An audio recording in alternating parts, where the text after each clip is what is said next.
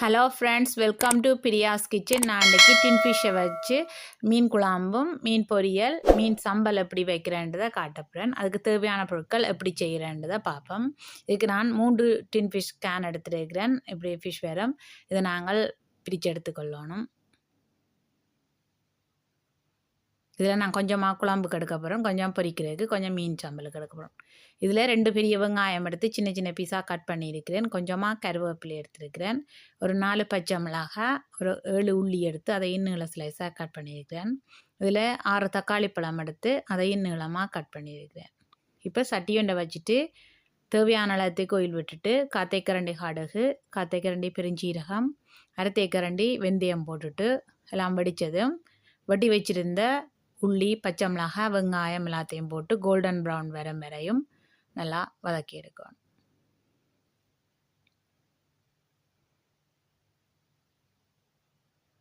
இந்த டின் ஃபிஷ் சாம்பல் நல்ல டேஸ்ட்டாக இருக்கும். ஈவன் பானோடையோ ரைஸுக்கு சேர்த்து சாப்பிடும்போது, புட்டுக்கு நீங்கள் சேர்த்து சாப்பிடலாம், நல்ல டேஸ்ட்டாக இருக்கும். இப்போ கோல்டன் ப்ரௌனுக்கு வந்துட்டுது. நான் வட்டி வச்சுருந்த தக்காளி பழத்தை மிக்சியில் போட்டு இப்படி பேஸ்ட்டாக அரைச்சி எடுத்துருக்கிறேன். இப்போ அரைச்சி எடுத்ததையும் விட்டு எல்லாத்தையும் மிக்ஸ் பண்ணி கலப்பணும்.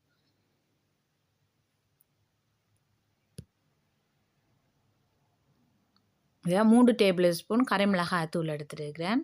நீங்கள் உரைப்பும் உப்பும் இப்போ உங்களோட தேவைக்கு ஏற்ப நீங்கள் பார்த்து போட்டுக்கொள்ளுங்க.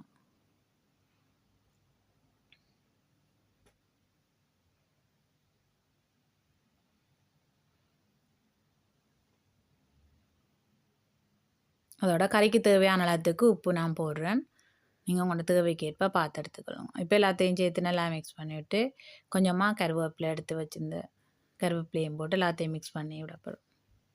இதில் நான் சின்ன உருண்டை புளி எடுத்து கரைச்சி எடுத்துருக்கிறேன். கரைச்சி எடுத்த புளியையும் விட்டு எல்லாத்தையும் மிக்ஸ் பண்ணிவிடும். 1 கப் தேங்காய் பால் எடுத்துருக்கிறேன். நான் தேங்காய் பால்லாம் விட போகிறேன். தேங்காய் பால் அதையும் விட்டு தேவையான அளவுக்கு தண்ணி விட்டு வைக்க போகிறோம். தண்ணி குழம்பு உங்களோட தேவைக்கு ஏற்ப நீங்கள் விட்டுக்கொள்ளுங்க.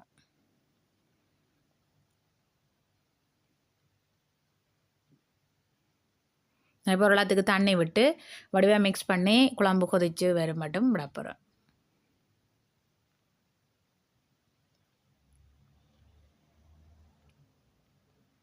இப்போ இந்த டைம் டின் ஃபிஷ்ஷுக்கு வந்த தண்ணியை நான் வேஸ்ட் பண்ணாமல் அதையும் குழம்புக்கு சேர்த்து விட போகிறேன். டேஸ்ட்டாக இருக்கும்.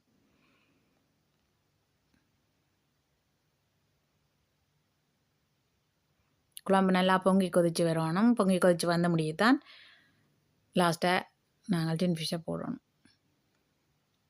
இப்போ குழம்பு நல்லா பொங்கி கொதித்து கொண்டு வருது. நான் எடுத்து வச்சிருந்த டின் ஃபிஷ் எல்லாத்தையும் இப்படி உடைச்சி எடுத்துருக்கிறேன். அதுக்கு பிறகு ஒரு பீஸாக எல்லாத்தையும் குழம்புக்கு போட்டு எடுத்துக்கொள்வோம்.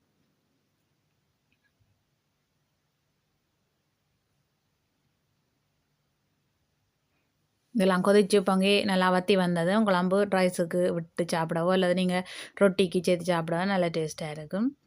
இப்போ டேஸ்டியான குழம்பு ரெடி ஆகிட்டுது. இன்னும் கொஞ்சம் வற்றணும். அடுப்புலேருந்து வற்றட்டும். நான் இப்போ மீன் சம்பல் செய்ய போகிறேன். எப்படி செய்கிறேன்றதை பார்ப்போம்.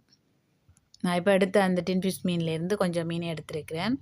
இதை நான் கையால் நல்லா உருத்தி எடுத்துக்கணும். இப்போ இதில் ஒரு வெங்காயம் எடுத்து சின்ன சின்ன பீஸாக கட் பண்ணி எடுத்துருக்கிறேன். அதோட பாதி தேசி புளி எடுத்துருக்கிறேன். கொஞ்சமாக கருவேப்பிலை, அதோட 2 பச்சை மிளகாய் எடுத்துக்கிறேன். உரைப்பு கொண்ட தேவைக்கு ஏற்ப நீங்கள் கூட்டி குறைச்சி எடுத்துக்கணும். இப்போ இந்த மீனை வடிவாக நல்லா கையால் உருத்தி எடுத்துக்கணும். நல்லா உருத்தி முடிய எடுத்து வச்சுருந்த கருவேப்பிலை, வெங்காயம், பச்சை மிளகாய் எல்லாத்தையும் போட்டு வடிவாக குழைக்கணும். நான் இதில் பெப்பர் பவுடர் போடல. உங்களுக்கு விரும்பினா நீங்கள் பெப்பர் பவுடர் ஆயம் போடலாம், அல்லது கிரேட் பண்ணிட்டும் போடலாம்.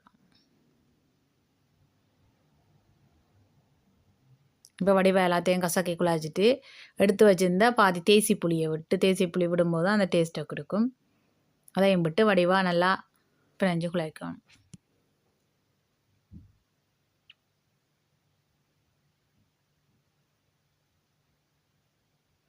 இப்போ சம்பளம் ரெடி ஆகிட்டுது. அதே டின் ஃபிஷ்ஷில் நான் கொஞ்சமாக எடுத்து வச்சுருந்தேன் நான் பொரிக்கிறதுக்கு. இப்போ பொரிக்கிறதுக்கு கொஞ்சமாக ஒரு வெங்காயம் வெட்டி வச்சுக்கிறேன். 4 பச்சை மிளகாய், கொஞ்சம் கருவேப்பிலை எடுத்துருக்கிறேன். அதோட இதை நான் இப்போ மேரினேட் பண்ண போகிறேன். கொஞ்சம் தேவையான அளவுக்கு உப்பு, கொஞ்சமாக மஞ்சத்தூள் போட்டு எல்லாத்தையும் வடிவாக மேரினேட் பண்ணிவிட்டு ஒரு 10 மினிட்ஸுக்கு ஊற விட போகிறோம். விட்டுட்டு இங்கால பேனண்டை வச்சுட்டு தேவையான அளத்துக்கு கோயில் விட்டுட்டு முதல்ல கருவேப்பிலையை நல்லா பொன்னிறமாக பொரிச்சு எடுக்க போகிறோம். கருவேப்பிலை இப்போ நல்லா பொரிஞ்சிட்டுது. எடுத்துட்டு நான் வெட்டி வச்சுருந்த வெங்காயத்தை போட்டு கோல்டன் ப்ரௌன் வர மாதிரியும் நான் வதக்கி எடுக்க போகிறோம்.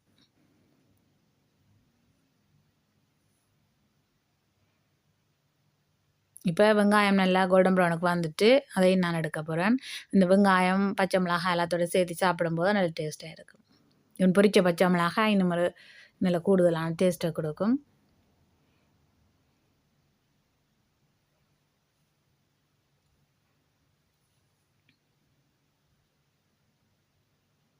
இப்போ பச்சை மிளகாயம் பொரிஞ்சிட்டு அதையும் நான் எடுத்துட்டு மரினேட் பண்ணி வச்சுருந்த மீன் துண்டுகளை போட்டு பொரிச்செடுக்க போகிறோம்.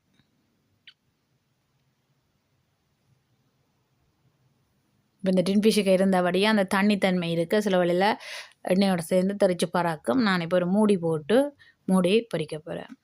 எல்லாத்தையும் ஒன்றா போட்டுட்டு ஒரு மூடியை போட்டு கொஞ்சம் நேரம் தெறிச்சு பறக்க மாட்டோம் மூடி விட்டு பொரிய விடலாம்.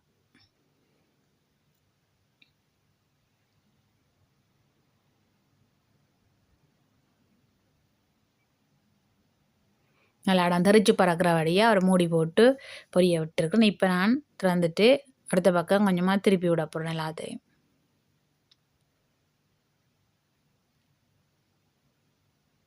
டின் ஃபிஷ் தனியே சாப்பிட்றத விட பொரிச்சிட்டு சாப்பிட்றது நல்ல ஒரு டேஸ்ட்டாக இருக்குது.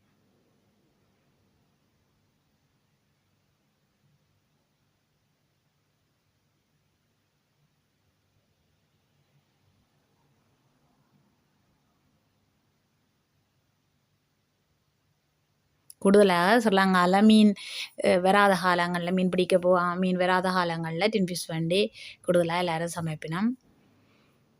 அதே மாதிரி தான் நான் இன்றைக்கு உங்களுக்கு டின் ஃபிஷ் குழம்பு சம்பல் மீன் பொரியல் எப்படி வைக்கிறேன்றது செய்து காட்டியிருக்கேன்.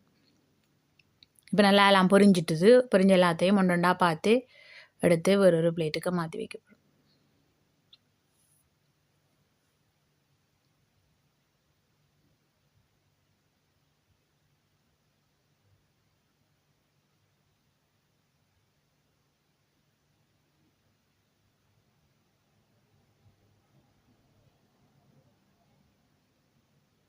இப்போ டேஸ்டியான பொரியல் ரெடி ஆகிட்டு அதே மாதிரி டின் ஃபிஷ்ஷை வச்சுக்கொண்டு நான் டேஸ்டியான மீன் குழம்பு மீன் சம்பல் பொரியல் எப்படி செய்கிறேன்றதை உங்களுக்கு செய்து காட்டியிருக்கேன். உங்களுக்கும் இந்த வீடியோ பிடிச்சிருக்குன்னு நினைக்கிறேன்.